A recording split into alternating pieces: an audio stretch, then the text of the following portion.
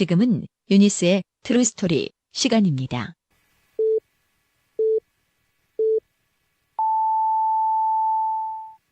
Hey everyone, welcome. Welcome to the MFY Music, the best free electronic dance music every day. This is the MFY Music Podcast.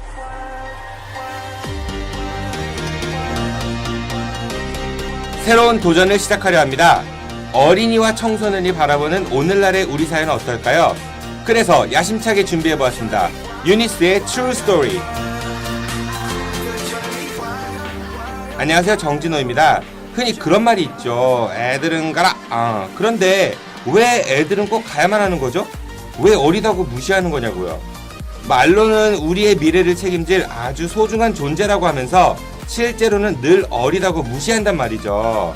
애들, 이 말 자체에도 어리다고 무시하는 듯한 의미가 담겨있지 않을까 싶습니다. 전에 소파 방정환 선생님이 이런 말씀하셨죠. 애들이 아니라 어린이들이라고. 우리 사회 미래의 주역, 자라나는 새싹, 우리들의 희망인 어린이들과 청소년의 시각으로 우리 사회를 말하겠습니다. 그럼 지금부터 본격적으로 유니스의 True Story, 그 첫 번째 이야기 시작하겠습니다.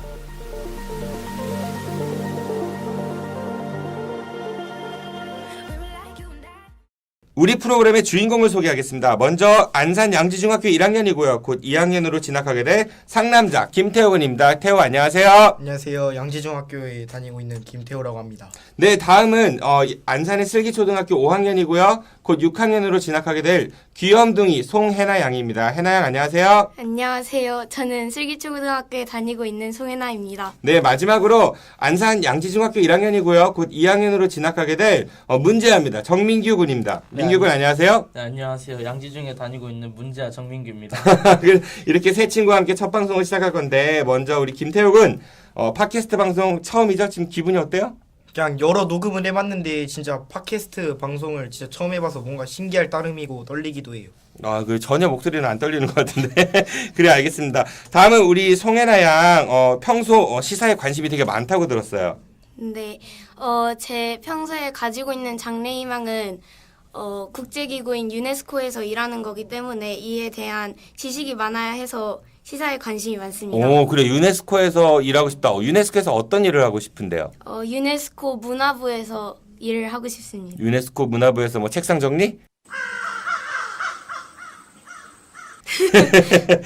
그래요. 알겠습니다. 그 꿈 꼭 실현되기를 바라고. 그리고 정민규 군 제가 문제아라고 소개를 했어요. 기분이 안 나쁘신지? 아니 뭐 전혀 나쁘지 않습니다. 항상 들어오던 얘기이기 때문에. 그래도 첫 방송이다 보니까 그래도 문제아 티는 안 내고 싶고요. 좀 떨리기도 하고. 네, 그렇습니다. 티를 안 낸다고 안 나진 않겠죠. 네, 잘 알겠습니다. 그러면 오늘의 이야기 본격적으로 시작해 보겠습니다.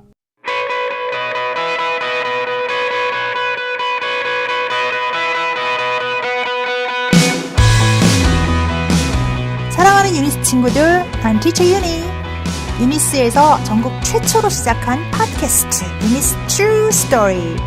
유니스 친구들이 하고 싶은 이야기를 마음껏 할 수 있도록 마련된 방이니까 많이들 청취도 하고 또 참여도 하세요. 방송 출연하고 싶은 친구들 많죠? 언제나 환영입니다.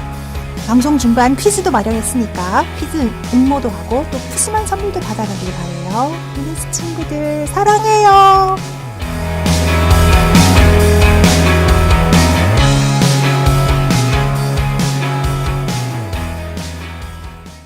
유니스 트루 스토리 에피소드 1 병신년에서 정유년으로. 오늘 첫 방송인데요. 어떤 얘기를 할까 좀 고민이 많았어요. 평소 우리 그 화요일마다 만나가지고 정말 많은 주제에 대해서 이야기를 해봤잖아요. 그래서 오늘은 첫날이니까 세부적인 것보다는 조금 폭넓은 이야기를 한번 해볼까 합니다. 그래서 오늘 정해본 주제는 웃지 말고 병신년에서 정윤원으로 입니다. 뭐 어감이 좀 그렇죠. 무슨 욕 같기도 하고. 혹시 병신년 정윤원이 무슨 뜻인지 아나요?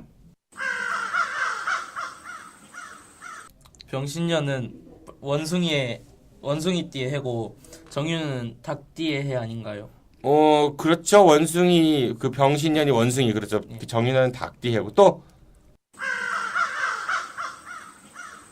그래요. 민규가 그런 얘기를 해줬는데 그럼 먼저 병신년부터 이야기를 해보죠. 욕 아닙니다. 청취자 여러분들. 여기서 시는 아까 민규가 얘기한 대로 원숭입니다. 원숭이. 그런데 이 병자 안에는 붉다는 의미가 있거든요. 그래서 병신년을 흔히 붉은 원숭이의 해라고도 해요. 2016년이 병신년이었고요. 이 병신년이 우리 사회를 강타한 일들 중에 여러 가지 일들이 있었는데 어떤 일이 기억에 남죠? 저는 이세돌과 알파고 그 세기의 대결이 가장 기억에 남습니다. 이세돌과 아홉하고? 그 이세돌과 알파고가 무슨 대결을 했었는데? 그 인공지능과 네. 그 인간의 바둑 대결이었죠. 네, 그래요. 인공지능과 인간의 바둑 대결. 인공지능을 다 영어로 이렇게 줄였으면 뭐라고 하죠? AI죠. AI죠. 요즘 나오는 독감, 조류 독감이 아니고, 네, 그렇죠. 네. AI가 뭐의 약자인 줄 아세요?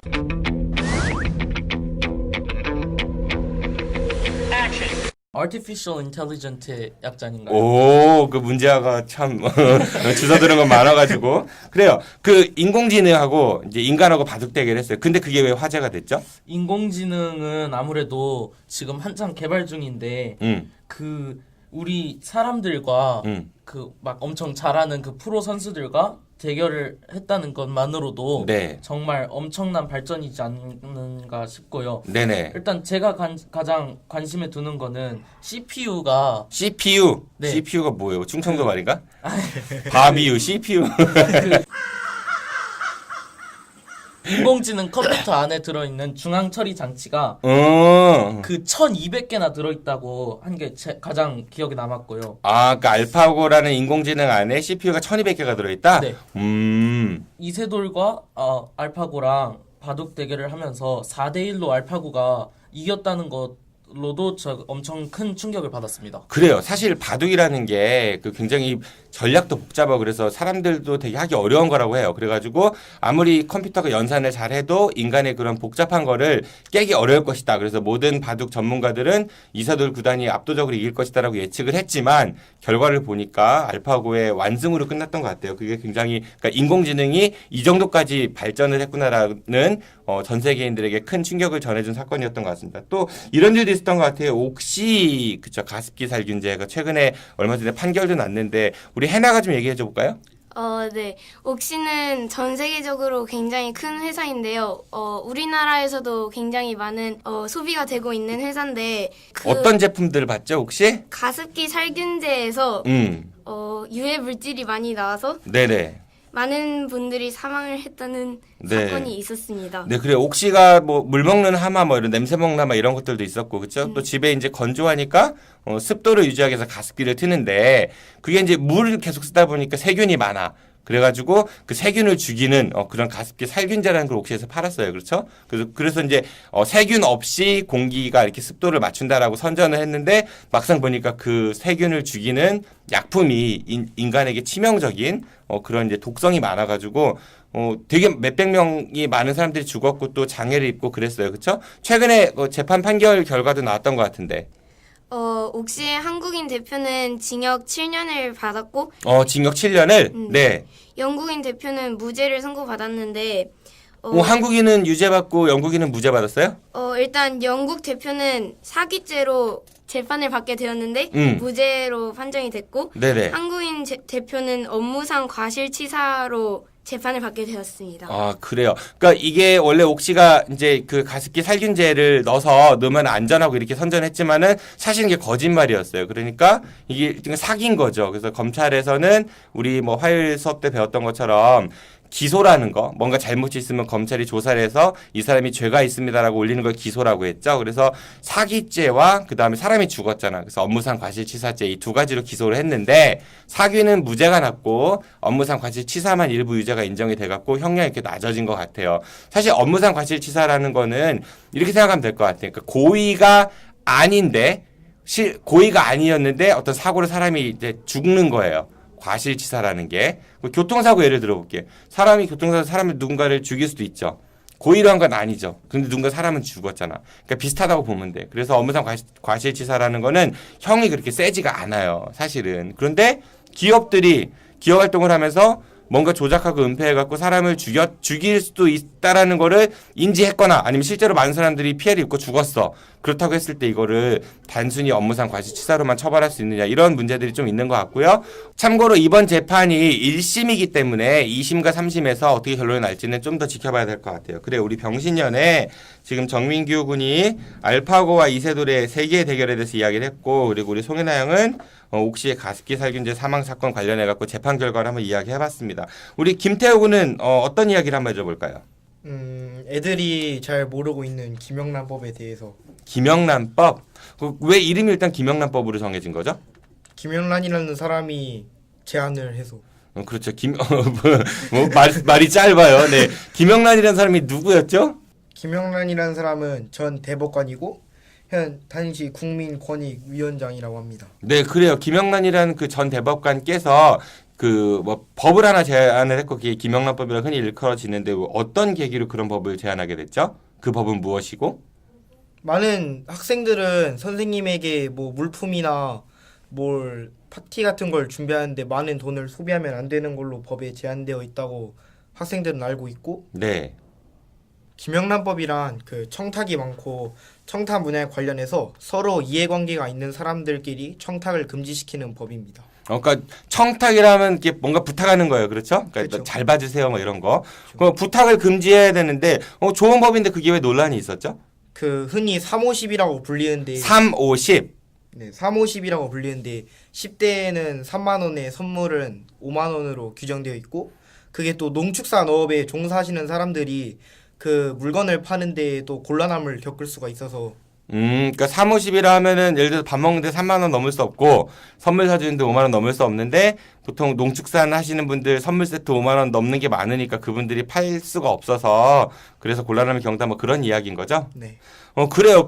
사실 우리 산업 구조에 어떤 영향을 끼친다는 거는 분명히 존재는 하는 것 같지만은 그런데 만약에 본인이 선물이 필요하다고 하면 그냥 사면 되지 않을까요? 굳이 남한테 선물을 받기 위해서 이렇게 그 돈을 써야 된다. 그건 좀 아닌 것 같은데 우리 정민규 군은 어떻게 생각해요? 잘 모르겠습니다. 제가 아직 그만한 큰 돈을 쓸 나이가 아닌 것 같아서. 네. 뭐 큰 돈을 자전거 좋아 보이던데? 그래요. 그래서 학생하고 우리 이제 여러분들이 학생이니까 학생하고 학교 선생님들하고는 이해관계가 얽혀 있는 사이죠. 서로 간에. 그렇기 때문에 그 이해관계가 얽혀 있는 사이들한테는 뭐 이렇게 일원도 안 돼요. 이 법에서는. 그래서 여러분들 왜 보통 어머님들이 학교에 이렇게 찾아오시면 선생님들 드시라고 음료 같은 거나 뭐 롤케이크 이런 거 예전에는 갖고 오시는 분들도 계셨잖아요. 근데 지금은 안 돼요. 법적으로 금지가 된 거야. 그러니까 청탁 관계, 그러니까 이해관계가 있는 사람들하고는 일원도 안 되는 거고 이해관계가 없는 사람들의 경우 이해관계가 전혀 없어요, 이제. 그런데 특정 직업들은 350 규정에 적용을 받는 거예요. 예를 들어서 내가 선생님이야. 내가 학교 선생님이고 여러분들이 내 학생들이에요. 난 여러분들하고 여러분들한테 부모님한테 1원도 받을 수 없어요. 커피 한 잔도 마실 수 없어요. 받으면 안 돼요.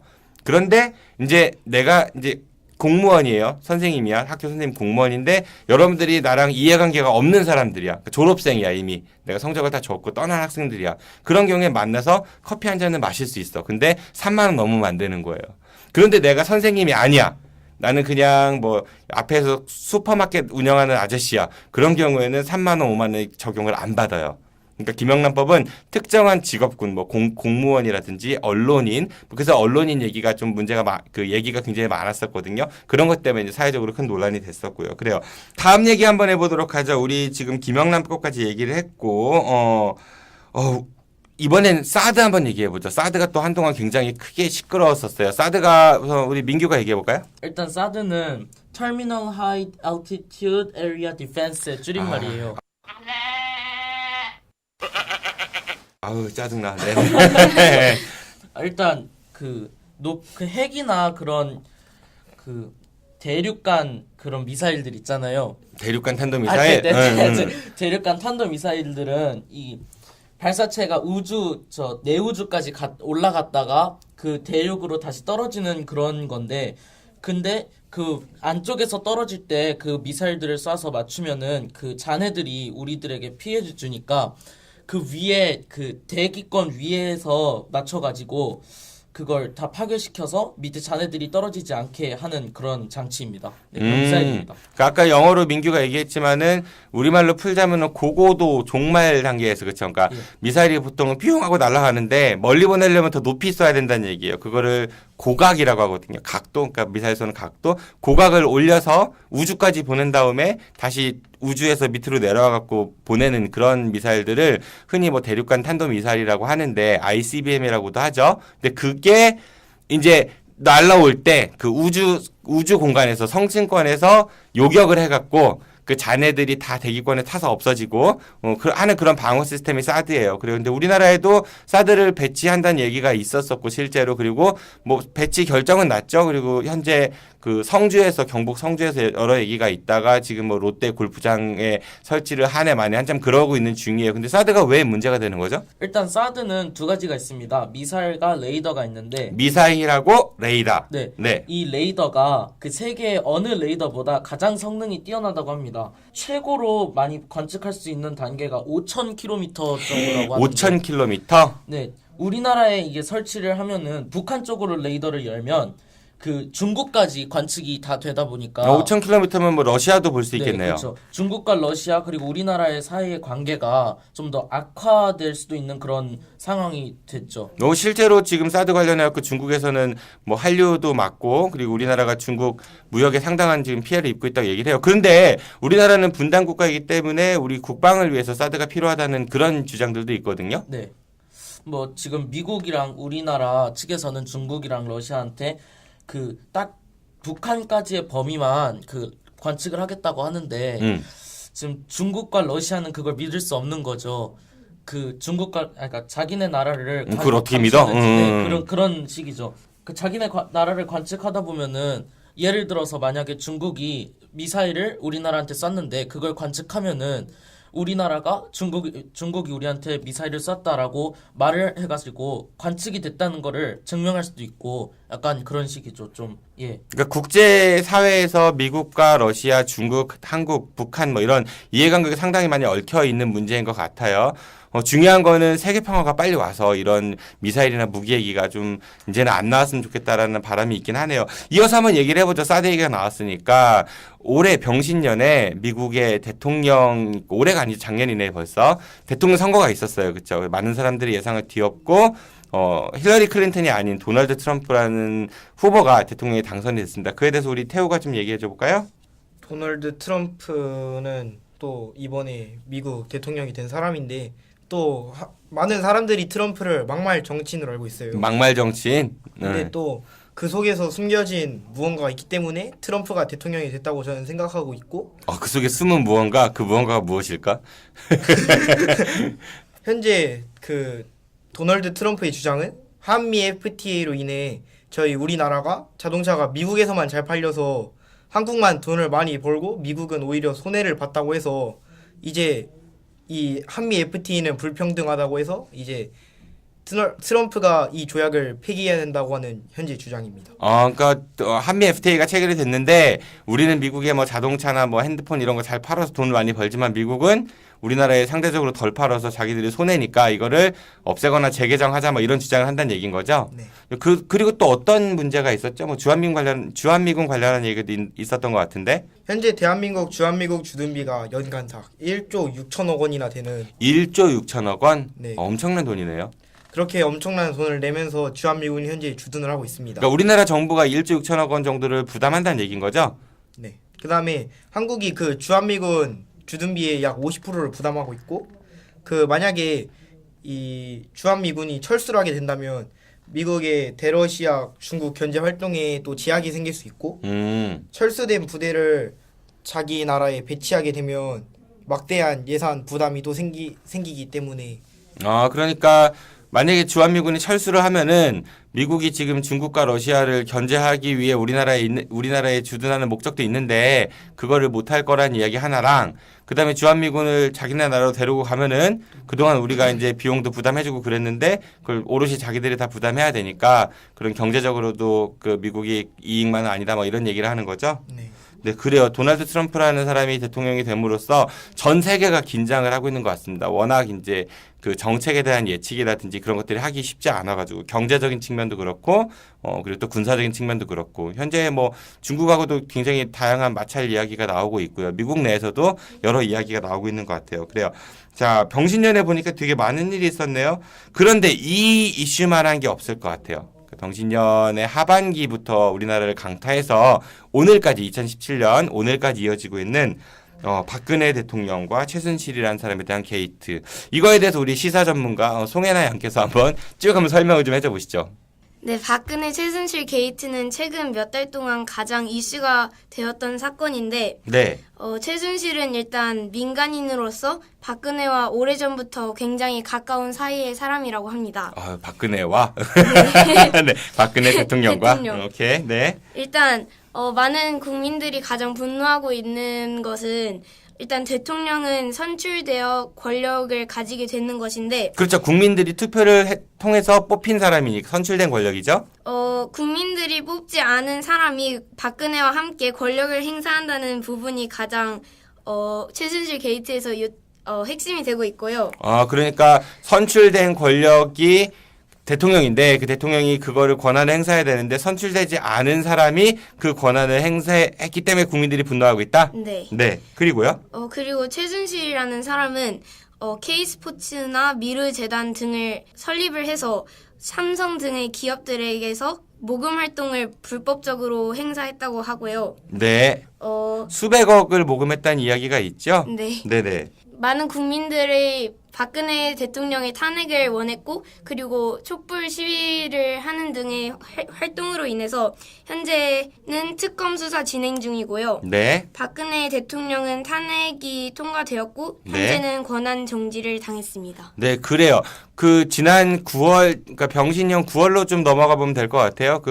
이제 이 사건이 처음 불거지게 됐고, 그래서 뭐 이제 K스포츠 재단인가 미르재단 관련한 이제 일들이 생기면서 그 모금 액수나 그리고 그 기업의 그 재단들의 설립 과정에 문제가 있다, 이런 문제 제기부터 출발을 했는데 그 안에 좀 더 들여다 보니까 불법적으로 모금한 정황들이 많이 포착이 됐고, 그런 와중에 뭐 JTBC에서 태블릿 PC 보도가 있었고요. 그래서 대통령의 상당수의 그런 국가 기밀 같은 것들을 최순실에 의해서 이제 됐다라는 그런 이제 정황들이 포착이 되고 수사가 진행이 됐고, 그 안에 보니까 또 이제 정유라 관련해 가지고 이화여대 불법 입학 및 그다음에 학점에 대한 그런 의혹이 많아서 최근 또 국회 청문회도 여러 번 있었죠. 어제가 마지막 청문회였었는데 뭐 특검에서 지금 조사를 하고 있고 수사를 하고 있으니까 조만간 뭐 결론이 나겠죠. 중요한 거는 선생님도 이제 여러분들과 함께 살아가는 동시대를 살아가는 어른이지만은 한편으로는 되게 미안한 마음이 많아요. 네, 그리고 또 우리 동네가 우리 옆에 보면 단원고등학교 있잖아요, 그렇죠? 또 어제가 세월호 참사 1000일째 되는 날이었고, 그래서 어른으로서 무한한 책임을 느끼고 여러분들은 선생님과 같은 어른들이 되지 않기 위해 조금 더 우리 사회를 바라보는 시각을, 올바른 시각을 가졌으면 좋겠다는 생각을 들게 하겠습니다.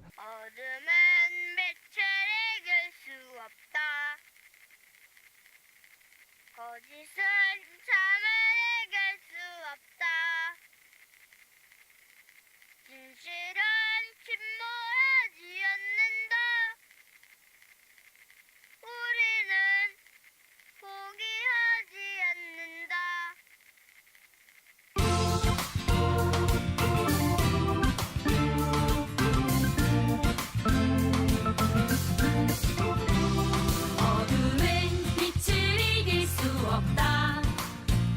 거짓은 참을 이길 수 없다. 진실은 침몰하지 않는다. 우리는 포기하지 않는다. 어둠은 빛을 이길 수 없다. 거짓은 참을 이길 수 없다. 진실은 침몰하지 않는다. 우리는 포기하지 않는다.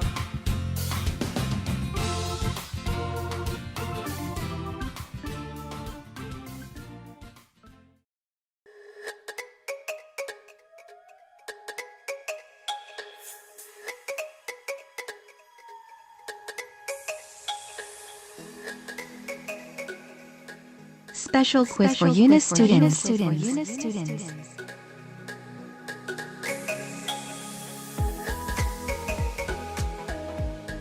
There are 12 animal bands in Asian culture. The order of the animal sign begins with rats, oxen, tigers, and etc. Now, an interesting question for you. This year is called 정유년 and it stands for a special animal. What is the animal? If you know the answer, please put your answer on Eunice Cafe. Good luck!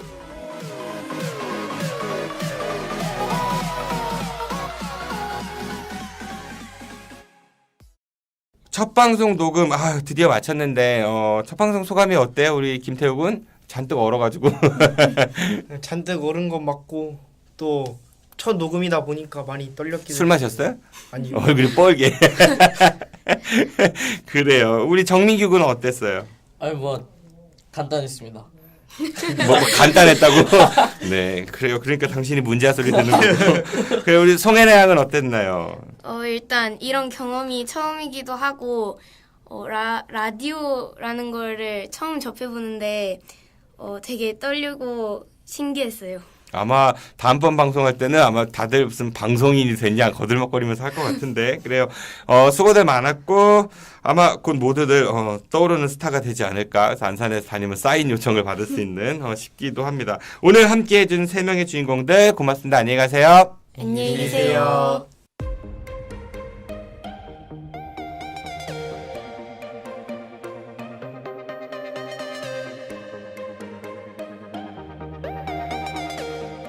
이런 말이 있습니다. 첫 술에 배부르랴. 그리고 또 하나의 말이 있죠. 시작이 반이다. 상반된 말 같지만은 두 말을 잘 곱씹어 본다면은 결국 목표점은 하나로 귀결됩니다. 도전하는 것은 그 자체로도 의미가 있다. 더욱 노력하는 유니스의 트루스토리가 되겠습니다. 지금까지 진행의 정진우였습니다. 청취해주셔서 고맙습니다. 안녕히 계십시오.